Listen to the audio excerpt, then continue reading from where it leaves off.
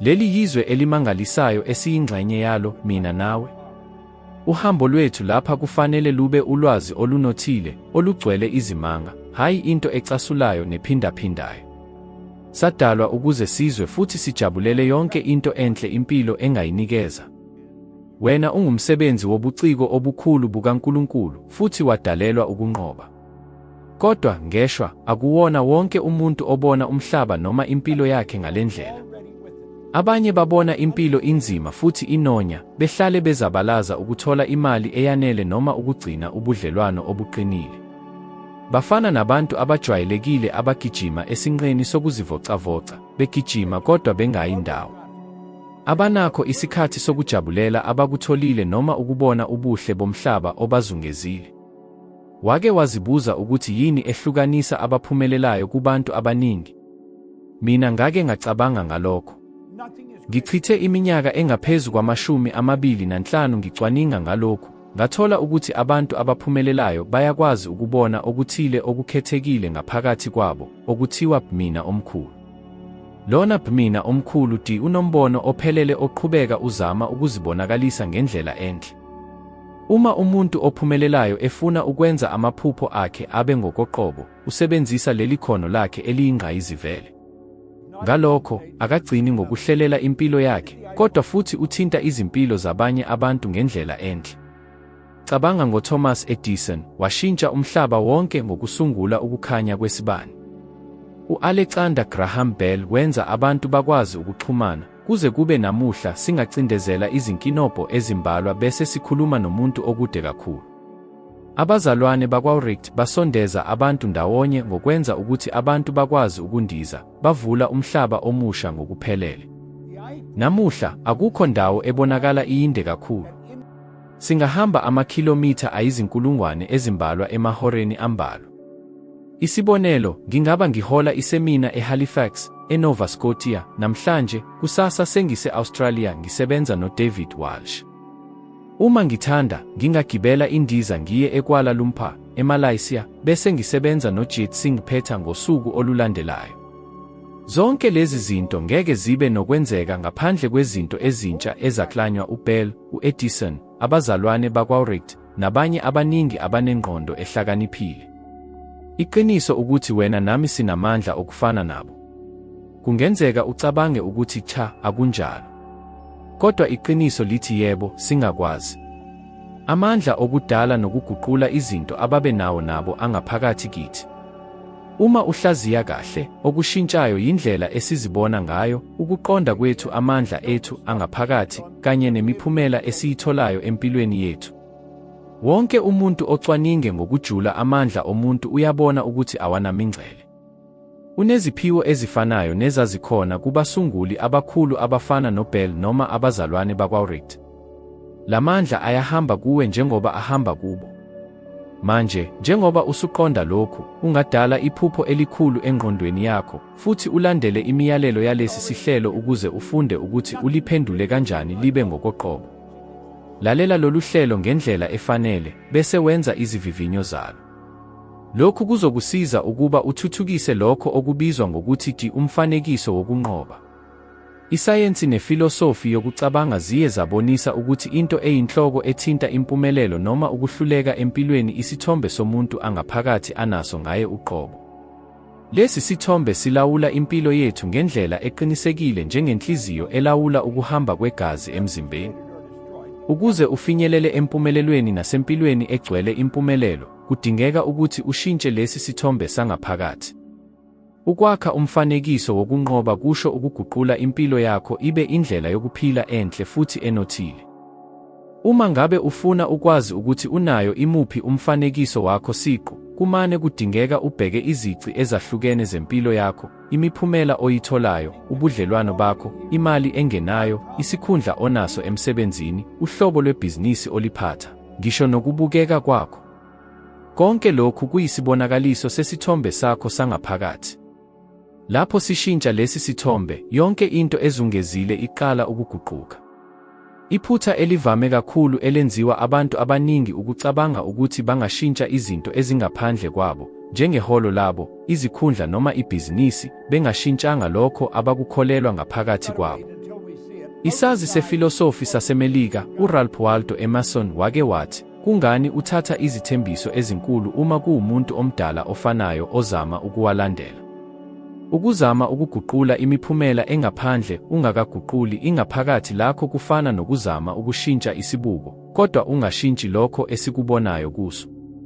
Kodwa-ke, yilokhu okwenziwa abantu abaningi, bazama ukuguqula umhlaba obazungezile ngaphandle kokushintsha indlela abazibona ngayo bona ngokwabo. Ngonyaka we-1903, uJames Allen wabhala incwadi encane kodwa eyayiqukethe ukuhlakanipha okukhulu. Kuyo wathi, ingqondo iyona mandla aphelele akha futhi akha kabusha. Umuntu uyile ngqondo yakhe, futhi ngokusebenzisa amandla okucabanga, angakha noma yini ayifunayo, aholele ezinkulungwaneni zenjabulo noma ezinkulungwaneni zokuhlupheka. Waphakamisa ukuthi lokho esikucabangayo ngaphakathi ekugcineni kuba yingxenye yeqiniso lethu. Umhlaba osizungezile awukhohlakali, uyisibuko salezo zinto ezikithi. Kulolu hlelo, sizokufundisa ukuthi ungashintsha kanjani lesi sithombe sangaphakathi futhi wakhe isithombe sakho siqu esiyimpumelelo. Ukuze sikwazi ukukwenza lokho, sidinga ukuqonda izinto ezithile ezibalulekile. Okokuqala, sikhuluma ngengqondo yethu, futhi ingqondo isebenza ngezithombe. Inkinga ukuthi akukho muntu oke wayibona ingqondo uqobo, yingakho kungaba nzima ukuyiqonda. Ngakho, sidinga ukwenza umfanekiso wokuyimelelayo ukuze siyenze ibonakale kalula. Cabanga ngomntwana omncane esikoleni ephatha ipensela yakhe edweba.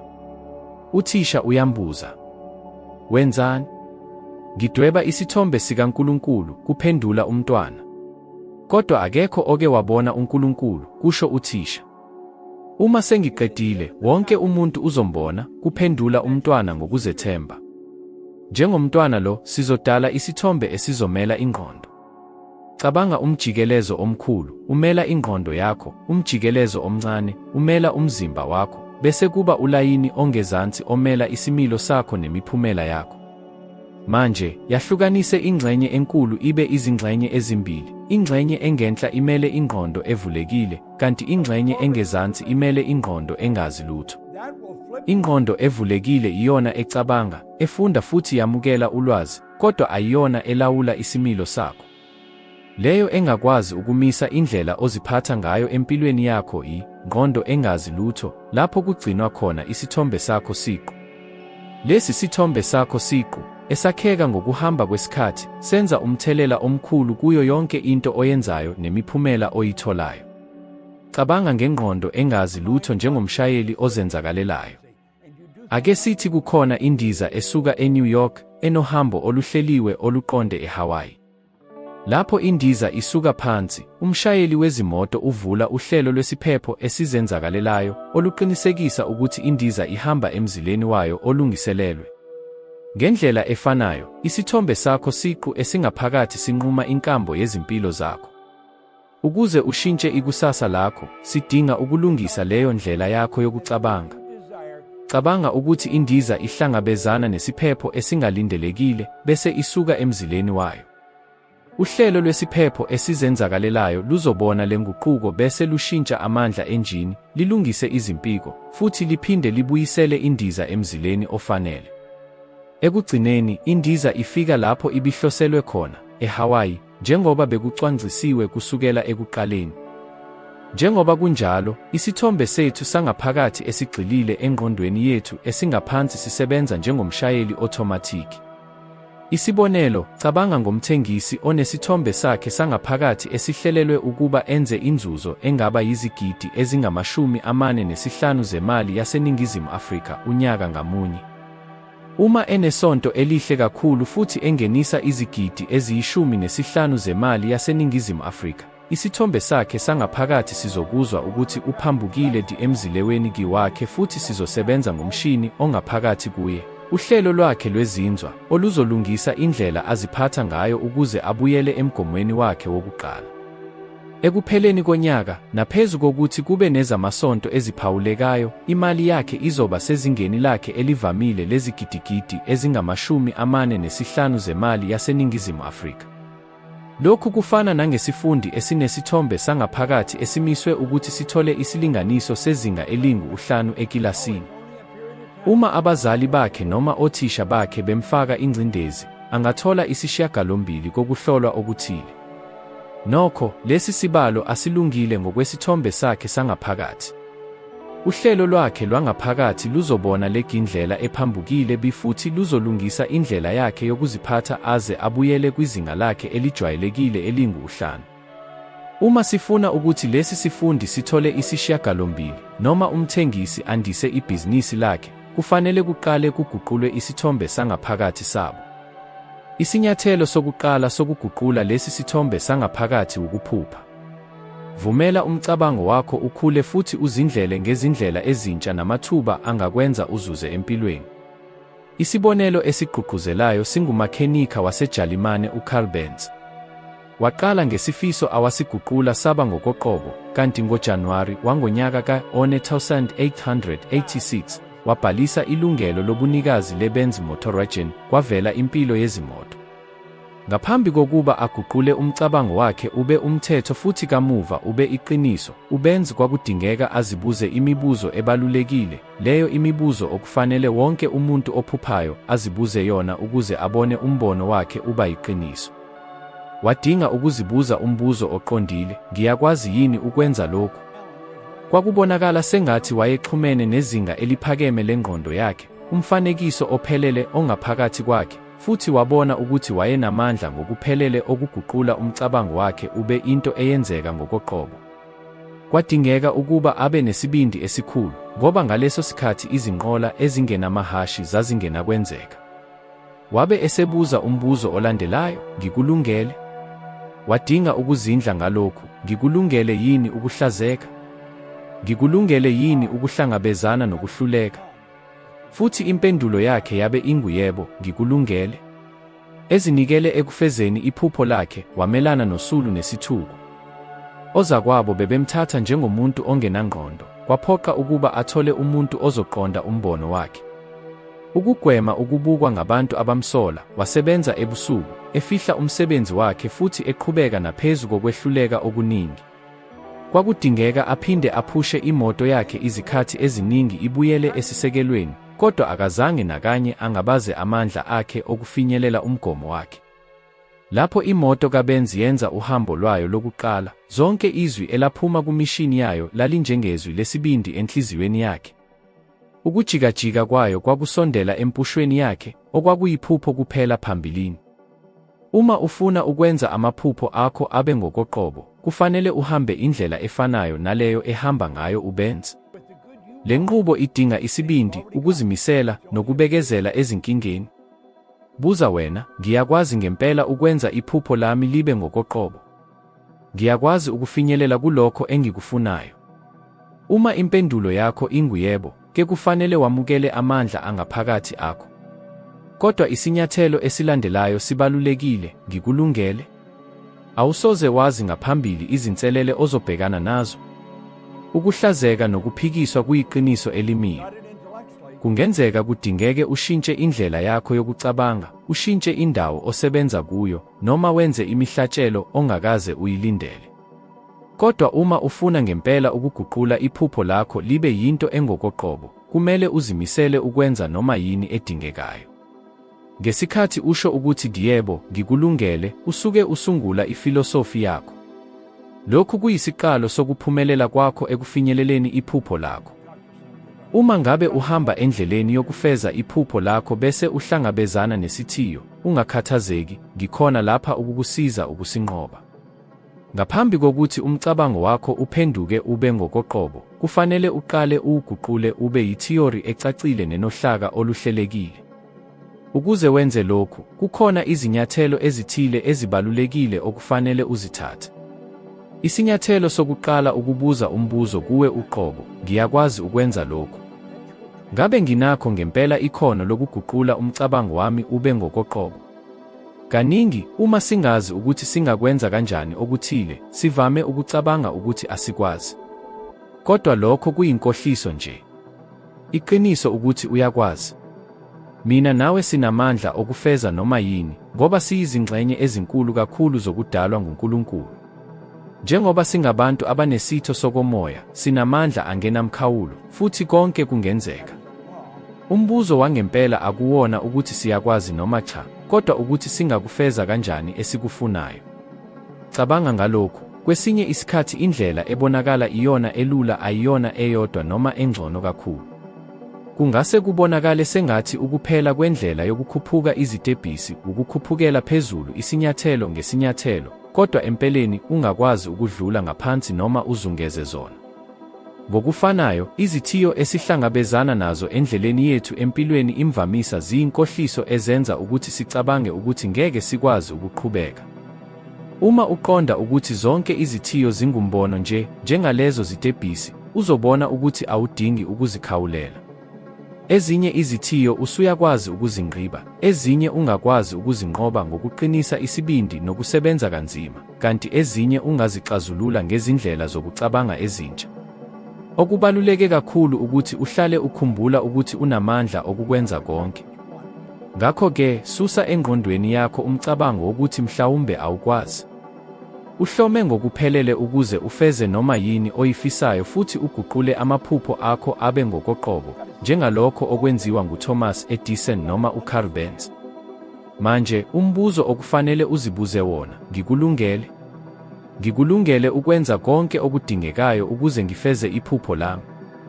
Uma impendulo yakho inguyebo, ngaleso sikhathi uqala ukuthuthukisa ithiyori yakho futhi ungena endleleni efanele. Kusukela lapho, konke sekuncike ezenzweni zakho nasekuzimiseleni kwakho. Manje ake sibuyekeze lokho esesikwenzile kuze kube manje. Okokuqala, sakha umcabango wethu. Bese sabona ukuthi siyakwazi ukuwenza ube ngokoqobo. Emva kwalokho, safinyelela esigabeni sokuthi ngikulungele. Manje sesinethiyori, iphupho, nesithombe somuntu owinile esigxilile engqondweni yethu eqondayo. Isinyathelo esilandelayo ukufaka lesi sithombe siqine kakhulu ezingqondweni zethu ezingaphansi, sivumele ukuba siqhakaze. Lokhu kuzoshintsha indlela esiziphatha ngayo, ngaleyo ndlela kushintshe nemiphumela yethu. Umgomo wethu ukufaka lesi sithombe sempumelelo egunjini lobucwebe bengqondo yethu engazi. Ukuze sikufeze lokhu, khumbula umthetho wokuqala wokufunda, ukuphindaphinda. Sebenzisa lolu hlelo nsuku zonke, ngaphandle kokuphazamiseka, izinsuku ezingama-90.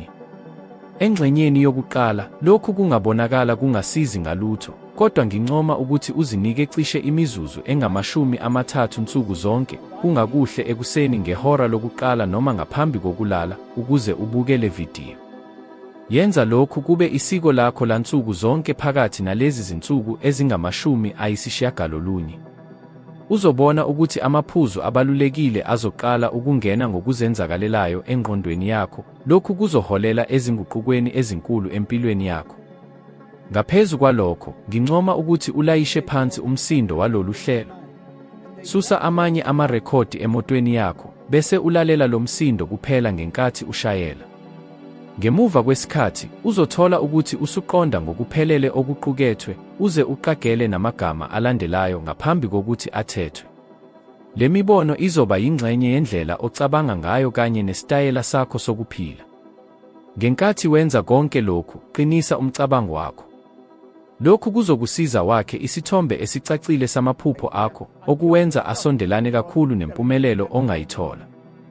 Cabanga uzizwa uphila impilo ofisa ukuyiphila, indlu ofisa ukuhlala kuyo, ibhizinisi ofuna ukulakha, umsebenzi wamaphupho owulangazelelayo, noma imali engenayo oyifunayo. Ungakwazi futhi ukucabanga ngeholide ofisa ukulithatha. Okubalulekile lapha ukuthi umbono wakho kufanele uchethe futhi ube neminingwane ephelele.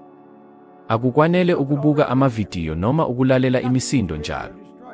Thatha okungenani imizuzu 10 kuya kwengama-20 kathathu ngosuku, ukuze uhlanze ingqondo yakho ngokuphelele, uvimbe konke okuphazamisayo, uphumule ngokujulile, bese uzibona uphila leyo mpilo oyiphuphayo.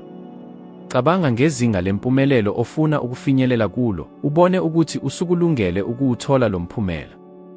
Vumela le mifanekiso enamandla ingene ijule kuyo yonke ingxenye yomzimba wakho, ibe yingxenye yakho. Faka imizwa yakho kulokhu. Cabanga ngezihlabani zefilimu ezaziwayo njenge-George C. Scott, uKatharine Hepburn, noma uPeter O'Toole, bonke abathole imiklomelo ye-Oscar. Abazange babe nje abadlali bemidlalo yaseshashalazini, kodwa babephila ngokugcwele izindima abazidlalayo. Ngokufanayo, uma uzibona uphila impilo oyifunayo, vumela imizwa yakho ibone sengathi usulokhu uphila leyo mpilo. Zinzisa lezi zimfundiso engqondweni yakho, bese ubhala phansi umbono ocacile wale mpilo oyiphuphayo. Uma usuqedile ukubhala umbono wakho, yima ubuke kahle okudalile. Qhathanisa lokhu okubhalile nempilo oyiphilayo njengamanje. Lokhu kuzokusiza ukubona izinguquko okufanele uzenze. Ungazami ukuguqula yonke into ngesikhathi esisodwa. Qala ngezinto ezilula, njengokubukeka kwakho. Indlela oziveza ngayo, indlela ogqoka ngayo, indlela ohamba ngayo, konke lokhu kuthumela umlayezo onamandla hayi nje kwabanye abantu kuphela, kodwa nasezingqondweni zakho ezijulile. Cabanga ngoCary Grant. Igama lakhe langempela lalingeyona leli. Walikhetha wasezakha kusukela kulobu bunikazi obusha. UCary Grant wake wathi, ngadlala indima kaCary Grant isikhathi eside kwaze kwaba yilapho ngiba nguCary Grant empeleni. Lokho yikho kanye engikweluleka ukuthi ukwenze, qala ukuveza wena ngendlela ehambisana nalobu bunikazi obusha bobumnqobi obakha kuwe. Manje, bheka kahle ngaphakathi kuwe. Uzibona kanjani? Uma ucabanga ngawe, ingabe ubona inguqulo yakho enhle kakhulu, noma usabambekile esithombeni esilinganiselwe esidlule? Lokhu kubili kuyaxhumana kuwe, umehluko ukuthi ubeka ingqondo yakho kuphi. Phakathi nale nqubo yokushintsha, uzothola ukuthi uphila nobuqotho obubili kuwe, ubuwena obudala nobuwena obusha, obuwumhluli. Njalo uma uzizwa uhlulekile noma umiswe izimo, khumbula lesi sithombe sakho esisha bese ushintsha indlela ocabanga ngayo uze ubone inguqulo eqinile, ezethemba kakhulu ngawe. Manje, yenza lokhu, zibone ngendlela entsha. Uma ugxila kuphela ezingxenyeni ezimnyama, uzobona izinto ezimbi. Kodwa uma ushintsha indawo egxilwe kuyo, kuzovela ukucwebezela nokubukeka okuhle. Lokhu kungumongo waleli project, ukukhetha ukuthi ugxila kuphi, ukuguqula indlela obona ngayo izinto, bese uguqula impilo yakho. Uma ubuka kahle, kungenzeka uqaphele ukushayisana kobuso obubonakala buhambisana. Kodwa uma ugxila endaweni ekhanyayo, uzobona imbiza noma isitsha. Ungaze ucabange ukuthi sigcwele ukuthula nokuvumelana. Ubona kanjani umhlaba wakho? Ingabe ubona umhlaba oyinselele, odinga umzamo oqhubekayo, noma ubona umhlaba owenzelwe ophumelele, lapho kunenala namathuba kuye wonke umuntu? Umuntu ophumelelayo akaze alwe nomhlaba owazungezile.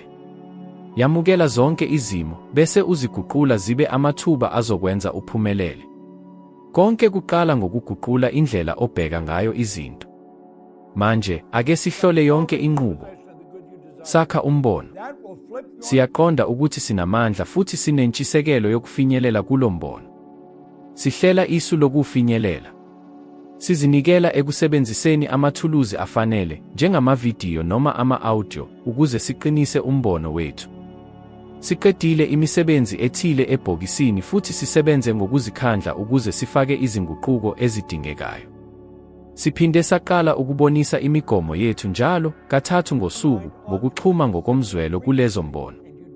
Njalo lapho siphinda lo msebenzi, sibhala ngokujulile imifanekiso yomphumelo engqondweni yethu. Ngokuhamba kwesikhathi, isithombe esidala esasikhona ngathi siqala ukuqina, kanti isithombe esisha siqina, sibe sobala, futhi siba nomthelela omkhulu. Lezi zinguquko zishukumisela isithombe esisha senkolo yethu, futhi saqala ukucaca kahle emhlabeni. Lapho, uzibuka bese uqaphela ukuthi uyaphila iphupho lakho, futhi udala umhlaba ongcono kuwe nakwabanye. Uma wenza lokhu, uzobona ukuthi konke okubonayo kuyingxenye yesithombe sakho sokuphumelela. Le video inikeze umbono ocacile wokuthi ungayithuthukisa kanjani le mifanekiso yomphumelelo emqondweni yakho. Okwami okuthandayo ukuthi ulandele iziqondiso ezitholakala kuhlelo lwezivivinyo zakho, usebenzise okuthuthukisiwe njalo, futhi wenze izenzo ezifanele.